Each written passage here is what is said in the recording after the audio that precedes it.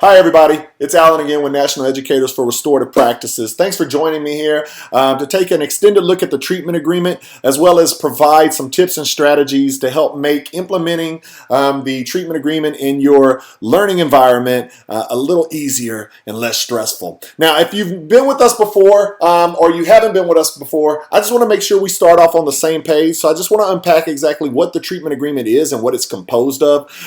First of all, the treatment agreement is just a collaborative pact that's built between teachers and students together that allows them to identify and establish the norms and expectations for how they're going to treat one another. You'll notice looking at it, there's a big circle in the middle. We kind of call that the wheel of treatments, and it focuses on three different relationships that are typically found within the classroom, right? Student to student, student to teacher, and teacher to student. So within that wheel of treatment is where we are going to focus on how we treat one another based upon those three unique relationships. Right underneath that, you see in red font, it says, but when this doesn't happen, we need to make it right by. That's our make it right box. And so this is a space where we identify what are some things that we could possibly do when we harm or impact somebody, regardless of intent. And beneath that, you'll see, lastly, it says, and we will commit to a weekly relationship goal. And so I'm going to break down all three of those sections over the next few minutes. But one of the things you may be thinking already is like, you may be thinking, I don't have access to a printer. And so I don't want you to think you have to print this off on a nice and neat template.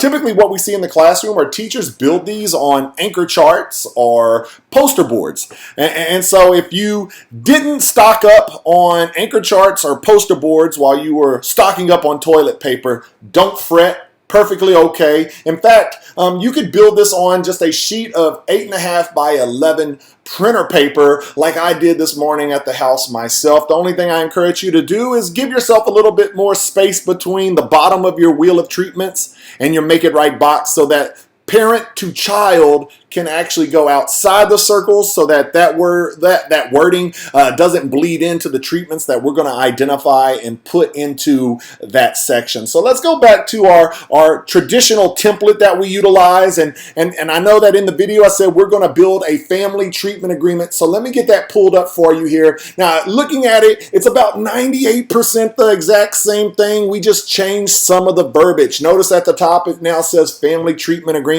And then outside of our wheel of treatment, those three relationships that we focus on has been changed due to the unique circumstances of bringing a treatment agreement into your home, right? And so in the home, we know that we have children and we have adults. And so now the three relationships we're focusing on is child to child, child to adult, and adult to child. How are we going to treat one another within those relationships? Now, just for a second, I want to focus on child to child. Obviously, that verbiage indicates that we have two or more children in the home that we are currently teaching.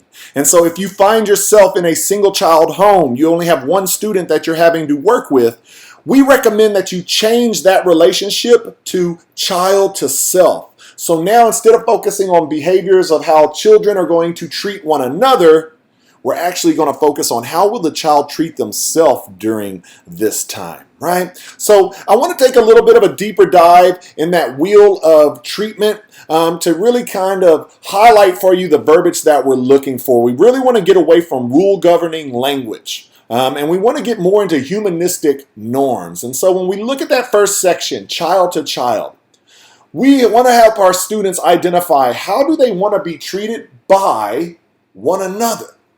And so looking at this language, you'll see help me when I need help, ask to borrow, use kind words. These are how the children want to be treated by one another, their siblings, right?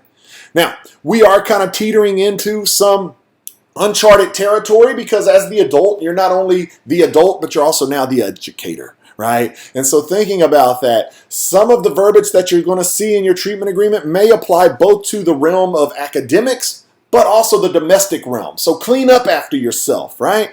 Maybe we want to have the students make sure that they put their markers back in the box. Or maybe away from content, we want to make sure that the children are putting the milk back in the refrigerator, or they're putting the toilet seat down, right? So just be aware that the verbiage and the treatments that you're identifying are going to fit under the roof of your house, whether it's academics or content.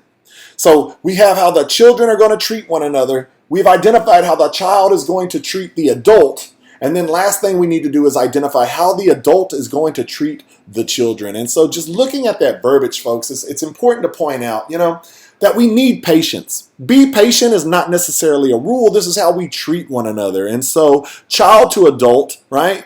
We may need the children to be a little patient with us because maybe you're not accustomed to teaching Algebra 2, right? Or maybe it's been a while since you found that missing angle. And then looking at adult to child, how is the adult going to treat the child or the children? We need to be patient with them, right? We know that this is new and this is scary times for them as well. And so when some of those fears and needs underneath the surface are going unmet, we might get some challenging behavior. So we need to remember, let's be patient with our children. When we're spending so much time in close proximity, number 3 there, allow me some alone time might be something that the children really need just so they still have their own personal space. So just really being intentional and fleshing out what these behaviors look like. We try to stay away from vague and abstract terminology.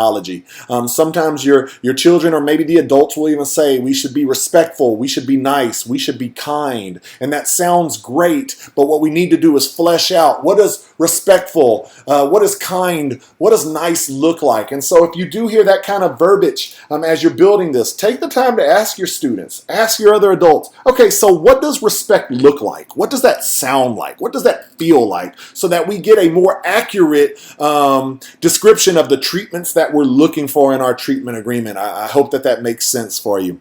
Now, as we go back to our family treatment agreement, the next place that I want to focus our attention on is the Make It Right box. And so the Make It Right box is not about consequences. It's not about discipline. It's about saying when we impact others, when we fail to follow through on how we said we're going to treat one another, what can we do to make things right? So when you think about when you're impacted by others and how they treat you in the real world, what are some of the things that we need sometimes? So through this discussion and dialogue that you're having with one another, maybe we've identified that what we need is an apology. But I think it's a great time to teach our students what is a sincere apology. Maybe we just need to be accountable for our actions, right? Just own it. Put on the suit of accountability. Take responsibility for your actions. Maybe we need to just try to forgive and move on from what took place. Again, a great lesson to be taught to our kids that'll benefit them from years to come. Maybe we just need opportunities to talk it out. Now, after we've identified through the wheel of treatments how we want to treat one another based on those 3 unique relationships, and we have our Make It Right box filled in for how we are going to attempt to make things right, the next thing we got to do is get those signatures. Now, signatures don't mean perfect students. But students understand that when they sign something, this is what is expected of them. And so in essence, signatures are your first leg of accountability to stand on, right? And so when students or the adults are struggling to adhere to the treatment agreement, we now have something to go back to and support us that says, we built this together. We've identified how we're going to treat one another. We've identified what we need to make things right. And so, is this your signature? Yes. So help me understand, what can we do to help correct what's taking place, right? And so it's not about me anymore. It's about we, and that's really one of the most powerful parts of the treatment agreement. And then down at the bottom, folks, we have our relationship goals. And when we establish our relationship goals, what we're attempting to do is focus on 1 or maybe 2 aspects of the treatment agreement that we have just been struggling on, right? And once we've established what those 2 treatments or 1 treatment may be, we identify goals, and then we check in, check up, and check out routinely. So maybe we're establishing 1 goal for the child and maybe 1 goal for the adults. And so it might look like this. For the children, they're trying to focus on listening more when others are talking. And for the adults, maybe we just need to focus on being a little bit more patient during these crazy times. And so review your relationship goal daily to help keep on the front of their mind exactly what it is we're trying to improve upon. Some other tips and strategies that I want to let you know is this. Hey, get those signatures, folks. That's the first leg of accountability. Review frequently your treatment agreement. every day before we sit down and begin to learn together, or every morning as we're getting started. Review it frequently. Come back to it in the afternoon just to review it one more time. The more the merrier, right? Incorporate treatment agreements when students struggle to adhere to them. Don't just have a conversation between you and the child. Bring the treatment agreement into it. Massage it. Highlight to them that this is what you said you were going to do. This is what I said I'm going to do. If I'm doing this, I need you to do your part too. Leading me to say this: do your part, adults, right? We can't expect students to adhere to the treatment agreement if we're not doing what we said we're going to do.